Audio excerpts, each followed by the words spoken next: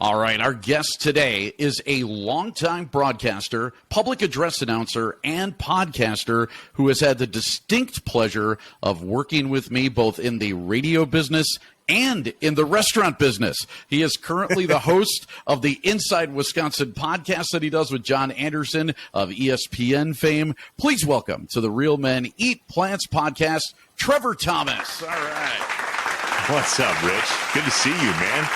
Yeah, that's it. Broadcast, restaurant.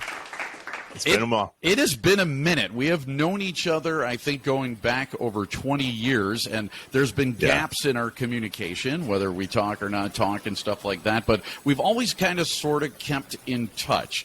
And I remember you so we worked at Good Karma Broadcasting back in the day, which has grown into a much bigger entity than what it was when we were there. Yeah. So at that point, they had like a few stations in Beaver Dam, Wisconsin, and grew when they bought a station in Watertown, Wisconsin. And is that when you came on board? Were you on before that? That is exactly when I came on board. I was 16 years old. I was a sophomore in high school. My mom knew that I loved broadcasting and wanted to someday either be a news anchor or a DJ. And said, hey, the radio station in Watertown is looking for a part-time announcer. And I literally said to her, they will never put a kid on the radio. And she's like, Trev, you don't know unless you try. And so I applied and started working at WTTN and then Beaver Dam's radio station, AM and FM, and that's where WTLX was. Yeah. And I've never looked back. Well, I tell you, I always thought I was young. My first radio gig was in Elmhurst, Illinois, which is suburban Chicago. I was playing big band and jazz music and then doing a sports talk show at the tender age of 17. But you got me beat by a whole calendar year, Trevor. So I remember I squeaked my way into a sports broadcast that you were doing. You might remember this at Camp Randall. Yes. Johnson Crick was playing in something, and I didn't even ask. I just grabbed a headset and made my way in there. Yeah. And I guess that's what you have to do. You do. You just got to butt in. And the one thing about it is, and I'll tell you this, anybody who wants to butt in, anybody that wanted to ever talk with me or be on the show or butt in like that, I was always pretty welcoming to it. Like, come on in, because I feel like I can basically talk to anybody at any time. And I always loved working with you, loved you so much. And when I started a restaurant and bought that, I brought you in there too. And you were managing for me and some fun and crazy times. So, I mean, the restaurant business is a little bit different, though, than the radio business, isn't it? Yeah, a little bit more late nights and the party scene and all that stuff. Rich, you may not know this. My wife, Amanda, I would not know her if it wasn't for Scores. Wow. So you may recall that I was dating one of the waitresses. I do recall that.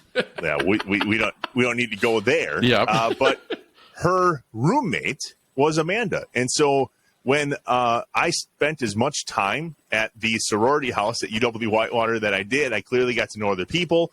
My girlfriend and I broke up. I stayed really, really good friends with Amanda. We fell in love, and the rest is history. So if not for Scores, I am not married with two little boys living here outside of Green Bay, Wisconsin. That is the second long-term marriage / long romance that came out of Scores as well. So I like that. I mean, there's actual like marriages and offspring and kids that happened for this restaurant that was open for like a year, you know? So it's it's pretty damn cool. So what's really cool, I think, is what you're doing now.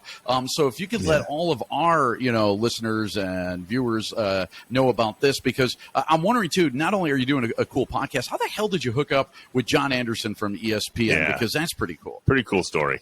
So obviously I got bit by the broadcast bug. That's what we say to those that can never quit this microphone thing. I give Bob Betts credit. Bob Betts is the old PA announcer at County Stadium. Okay. And so when I was a kid, I was going to County Stadium and watching Bird games, and I was always really interested in who had the microphone, because I learned early on that the person with the mic controls the joy in the room. So as I was growing up outside of broadcasting, I got a job public address announcing for the local Northwoods League team. That's exactly following in your footsteps pretty much in everything. Yeah. So I announced for the Green Bay Bullfrogs here for 7 seasons. And it was when I joined the team full time to help with promotions and sales and communications and operations that one of the first things I did was I called ESPN, and I wanted to do a John Anderson bobblehead night. John is from Green Bay. Clearly that would go well. We'll fly him back, raise some money for his charity. And back then, I literally called the front desk at ESPN. They answered. I said, hey, it's Trevor in Green Bay calling for John Anderson. And I don't know who they thought I was, but they sent me right to his desk. Wow. And I wasn't ready for that at all. I thought I was going up the PR chain, start the conversation. Maybe we'll eventually get in front of him. His voicemail picks up. I leave a message, rambling, no clue what I said. 6 weeks later, I'm at Deer Camp. This is in October of 2010. I'm at Deer Camp at the end of November, and my phone rings. It's Bristol, Connecticut. John Anderson calls me back. We talked for 30 minutes, and the rest is history. We've been buddies ever since. That is so cool. Because, usually there's like a million gatekeepers that you have to go through that are saying no for everybody. You know, no, John can't do it. Oh, his schedule. No, forget about it. And it's so hard to get to people. So it's really cool that you were able to connect. And it says something about John, too, that he was able to connect with you, doesn't it? And he called me back. We've been friends ever since. We stay in contact. Like you, there was times where we didn't talk a whole bunch, but whenever I'd call or text, he'd always pick up and answer or call me back or respond. And so I've always had a dream, as you have too, to make a living out of this microphone, out of helping others experience joy. And it was mid-pandemic 2020 when things were squirrely and everybody was so divisive. You couldn't listen to a radio station or turn on a TV or go on social media without, and frankly, you still probably can't, without being divided and fighting and all of this. And I had a dream in that September just to be like, enough. I think I can do this on my own. I've built an entire resume of sales and communications. Actually give John Moser, remember that name? Yeah, I do. May he rest in peace. Yeah. I give him all the credit for all of this because it was my senior year of high school. I was working there at the radio stations with you guys. And I said to John, I'm going to college. What's my major? Thinking radio, TV, film, right? He said marketing. And I'm like, what? I wanted to be a radio DJ. And he goes, yeah, but if you don't understand how we make money, you're never going to succeed in this business. And so I literally give him the credit because from that moment forward, I've been building a sales resume in communications and marketing and broadcast and so on, so that when I called John in September of 2020, I said, hey, man, I have this dream to start my own thing, to do a podcast that brings Wisconsin together and only talks about things that bring people joy. No negativity, no debate, no conversation of any of the like. Let's just tell people's stories. And John said, Trev, I love it. Let's do it. And I'm like, uh-oh. Wow. I have no idea how to do that. Wasn't expecting that, yeah. Yeah. So we obviously had to get ESPN's permission because John is under contract and on SportsCenter almost every single night. They gave us the green light. They gave us very few guardrails that we respect and make sure that we adhere to. And the rest is history. We launched our first episode April 1st of 2021. And we just today, Rich, launched our 37th episode. We put out a new episode every other week, 100% dedicated to the people, the stories, and the statriotism of America's Dairyland. I love it. Our guests have been insane. Statriotism. That's a good word right there. Yeah. I kind of dig that. Zealous patriotism for one's home state. That's what it means. The actual definition. Oh, I love it. Okay. Yeah. And you've had the opportunity. I mean, you started with a bang. Your first ever guest was Barry Alvarez, who, by the way, was my boss for a while. I work for the UW and do public address announcing there. And so he was signing checks for a while. Then Chris McIntosh, who you've also had on, is now my current boss over there in the athletic department. But talk about some of these guests, because you've had some amazing people pass through your way. I mean, big name guys that you've been able to snag and then have good conversations with. I wondered for years, Rich, why I was building such a plethora of a network. Any of the jobs that I had, you can probably relate. I was never able to tap into the entire network at once. I would have to use this piece of my network or that piece of my network. It's when we launched Inside Wisconsin that now my entire network opened up to, who do you know? How can we get introduced to this person? So John and I spent 6 months behind the scenes creating Inside Wisconsin before we ever stepped in front of a camera or in a studio. Wow. And one thing that we wanted to do was do it consistently and never run out of guests. And so we made a laundry list of people that we wanted to talk to simply to tell their Wisconsin story. List and people and places and whether they're from here or spent time here and so on. So we literally have reached out to anybody and everybody and have landed some incredible people because nobody else is doing what we're doing. All we want to do is tell their story. I don't care how many touchdowns Brett Favre threw. I want to tell his story. Barry Alvarez, lots of championships, Rose Bowls and bowl games and all of this. One of the questions I asked him in episode 1 was, why didn't you leave? Why did you stay with us? And he said, because he loves Wisconsin. It was one of the best audio bits we've had.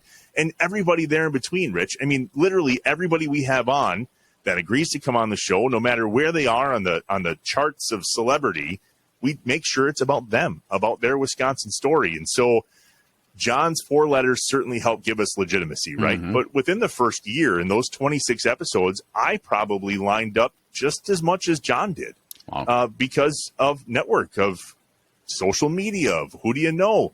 Brian Gutekunst, for example. We were the only show that had the GM of the Packers on during that entire Aaron Rodgers thing. And it happens to be because his son and my son are in the same class in school.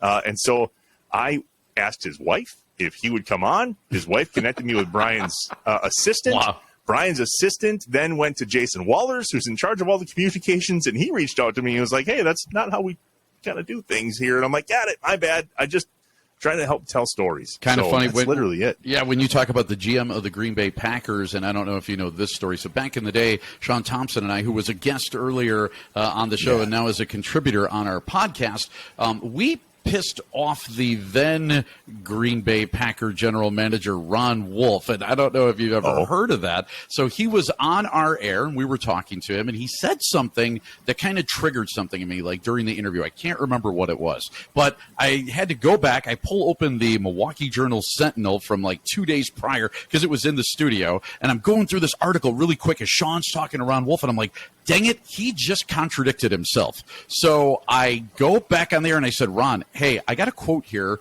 from the Milwaukee Journal-Sentinel from you from a couple days ago that you said this, and it was like in direct contradiction. I wasn't trying to do gotcha journalism. I was just really trying to clarify. He got so pissed off at me and the station, he relegated our team that would go up there to cover the Packers games to the gym at Lambeau Field. And if you know where the gym is, it's not where you want to be if you're part of the media group.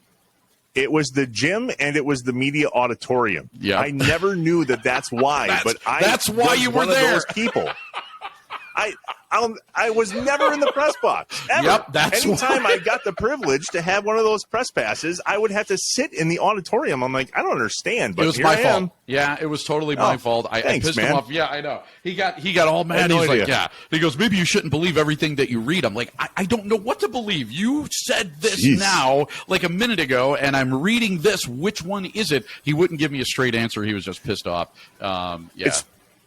Those whole media credential thing, that's really relative to our conversation because that is one thing that I never want to do.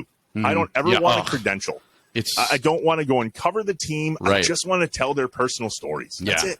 Yeah, I hate it. I'm much better in telling stories. And, you have had, I want to go back through some of these interesting guests that you have on, because there's one name that sticks out for me, and that's Dick Leinenkugel. Okay, so it's way back, I think, on your second episode that you have Dick on. And for anybody who's ever had Leinenkugel beer, or maybe you've never had, I remember way back in the day, and this is when I was in the Army in Oklahoma, I would bring it back because nobody in the Army had heard about Leine's at that time. It wasn't a national thing. You got a Leinenkugel's oar behind you that looks like it was signed by Dick Leinenkugel. I mean, what an amazing guest to have on. Talk about Dick for a little bit, if you could, because I'm sure everybody at some points had Leinenkugel beer or Leine's Summer Shandy seems to be a really popular one. If you could talk about Dick a little bit. Dick Leinenkugel, nobody knows this, was actually episode 1. He was the first episode that we ever recorded, but we knew that we were going to have Barry on. Okay. So we recorded with Dick Leinenkugel, and then recorded with Barry Alvarez, launched Barry first, and then Dick Leinenkugel as episode number 2. That was John and I's commitment to making sure that it wasn't all about sports. We've had Dick Leinenkugel. We've had Craig Culver of the Culver's franchise. We're going to have Dan Aarons on of the Aarons Snowblower and Gravely Lawnmower world. Dick Leinenkugel, though, was a dream of mine because I love the Northwoods. I love everything about the Leinenkugel story. I actually spent some time working for a distributor as I was building a sales resume, and I was the Leine's guy. I absolutely loved all of the beers that they put out. Nice. So Big having Butt. him Big on, Butt was my favorite, by the way. I miss me Big some Butt Big Doppelbach, Butt. right? Yeah. Big Butt I love Doppelbach. it. Yeah. So when we had Dick on, I had reached out to a great friend of mine that still works in that world. Let him know that I was interested in having him on, and then I actually connected with Dick on social media. I just reached out to him on there. It's amazing how many people respond when you're doing what we're doing. And he agreed to come on. We had him on. We told all sorts of different stories from not only the brewery days, but he's a Marquette grad. He was at college and in college when they won the national championship, and he told us celebration stories. And I was just really grateful for that opportunity. He just retired. I thought about reaching back out to him to see if we could get the new president, Mr. Brewer, I believe is his name. Wow. Isn't that serendipitous, right? Tony Brewer? Something like that. It starts with a B for sure. To be the president of a brewery and your last name is Brewer, that's pretty lucky. Yeah. Brewer? Yeah, something close to that. But yeah, I mean, there's a Liney's bottle right here. It's a summer shandy bottle, right? Love it. Yep. Miller Lite's one of our presenting sponsors on the podcast. And we're grateful for just all of those people. But yeah, Leinenkugels is a great Wisconsin story. And that's what we're all about. And so Dick Leinenkugel was guest number 1, but episode number 2. Okay. And, you had and this is to go maybe a little bit off topic and off of the pod a little bit, but you had a pretty public battle, I guess, with COVID-19. And so actually, if anybody goes ahead and Googles your name and wants to find out more, it's something that pops up. There's actual articles about it. If you could, talk about your public battle with COVID-19 and how that all came about. So, I was a firm believer in loving your neighbor as yourself with the whole COVID thing. I obviously didn't agree with everything that was coming out because nobody could agree with literally everything that was coming out. But I thought if we could do what was in our neighbor's best interests and have a little bit of personal sacrifice, then that's a story worth telling. And so I was vaccinated. That's a choice that my family and I made. We had both rounds of the vaccination. It wasn't this summer, but it was last summer. I was out and about and contracted COVID. And when my doctor called me, he said, I cannot believe this. You're one of the first in my clinic to have what they called at that point a breakthrough case. And so it was a relative story that myself and my family had been vaccinated and still contracted COVID. And I guess the biggest part of the story was I got pretty sick, and I wasn't in the hospital, but I remember one day I was really struggling to breathe. I had a brick on my chest, and my wife wasn't doing well at all, massive headaches and body aches and cough and couldn't catch her breath. But my mom, Rich, has MS. Okay. And so we hadn't seen her in over a year because we were terrified of getting her sick. Everything that we heard were like people with pre-existing conditions and so on. And so my mom finally feels comfortable. Everybody's vaccinated. She comes up to visit us, and I bring it home, and she gets it. Oh, geez. And so the public part of that was simply sharing all about story, right? We were sharing our personal story of saying, hey, I would really personally hate to see what this would have done to myself and my family had we not been vaccinated. That was our belief. And there was people that caught wind of that and simply wanted to share that side of our story. Love it, yeah, and love that they shared that. And actually, I mean, your mom used to come into Scores, so she's doing all right. Brother doing okay too, as long as we're catching up here. Yeah. Mom's good.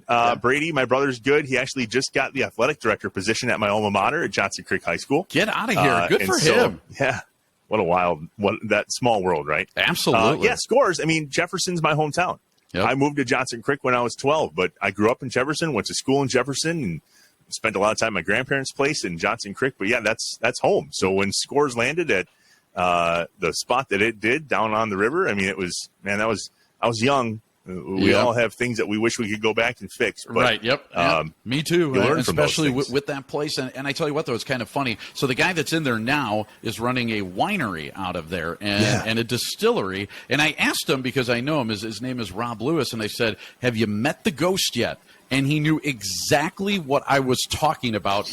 That place was friggin' haunted. Did you ever have to meet the ghost? Because that ghost used to scare the frickin' bejesus out of me. You actually saw it? I didn't see it. I hear it all the time. And it was, walking the steps. And it would walk the steps. And I'm like, what the hell is this? I came to find out that building is so old. I mean, it goes back to like the 1880s, and it's on the river, on the Rock River in Jefferson. But anyways, way up, they used to run like a livery stable there, and they would shoe horses there.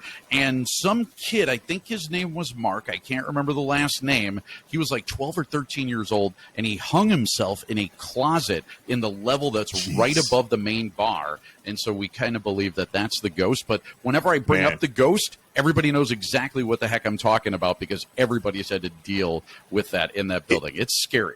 If you ever saw the bar in shambles the next morning after a night I was supposed to close, it's because I was alone. I heard those footsteps and I got the hell out of there. Absolutely. I don't blame you. Done. Yeah. You know, at the I'm time coming I back thought when you the were sun's just up. Yeah, I thought you were just being lazy back at the time or something like that. But no. A little bit of both. Yeah, it was maybe.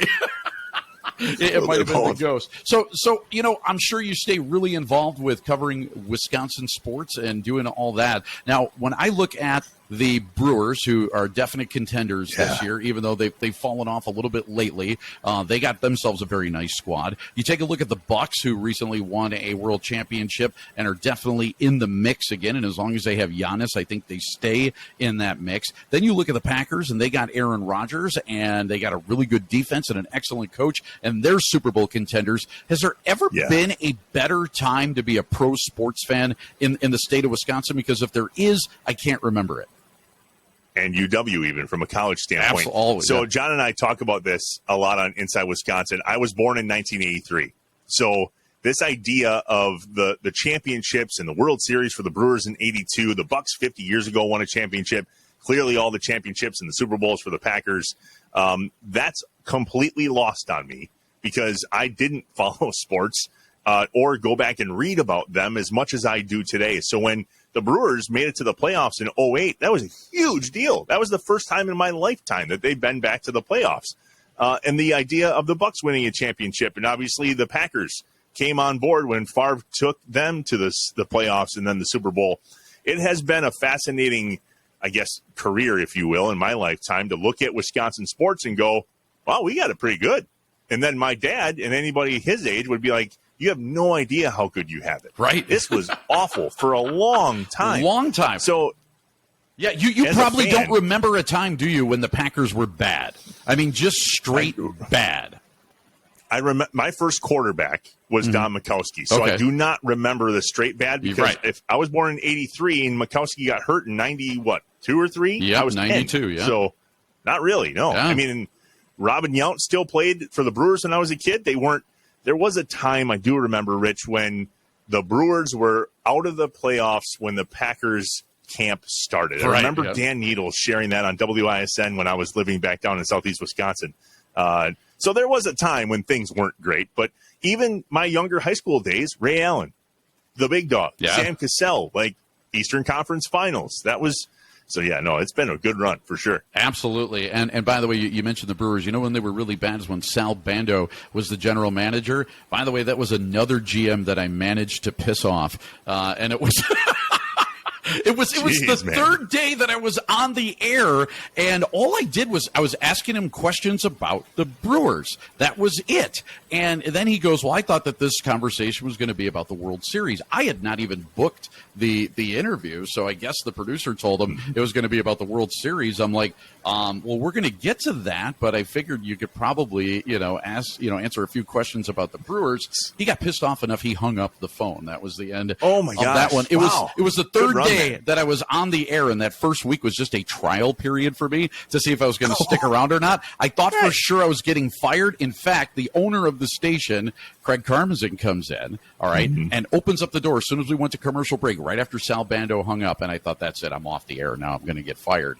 He looks at me and he goes, Rich, that was great radio. You didn't back down at all. He goes, guess what, you're hired. Wow. And I'm like, all right.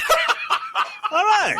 And all I had to do was piss off a general manager. I did not mean to. I was just asking questions about the Brewers. That's all I was doing. It didn't seem like a bad idea with the Brewers general managers on with you, right? I mean, when Brian Gutekunst decided that he was going to come on and do me essentially a personal favor, I was very worried that we were going to get stuck in Aaron Rodgers drama land. Yeah. Because that was literally in the middle of it. There's a lot of last season. And I talked to John. I'm like, John, I don't know how else to say this, but I know we can't ignore it, but we probably can't go right at it. Let's talk more about him going to lacrosse and being with the Packers organization for as long as he had. We had him for just over 20 minutes, and it was fantastic. And to my knowledge, I don't think we pissed him off. But beautiful. Nice job. You made quite the run. I did, and it's kind of funny. 6 years ago, I was bashing Aaron Rodgers for not doing dairy anymore. He had decided to give up dairy, and in the cheese state, behind the cheddar curtain, and with all your fans really into cheese and dairy, that seemed like a strange thing to do. Here I am 6 years later praising that decision because he was doing the right thing for himself. Then he plans. Exactly. That's so you just said something really random. Yes. This is a crazy story. You just said behind the cheddar curtain. Yes.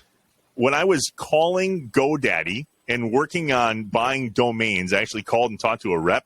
I got convinced by their rep to buy the domain behindthecheddarcurtain.com. Perfect. You didn't do it? No, I bought it. You did? I have no use for it. I own it.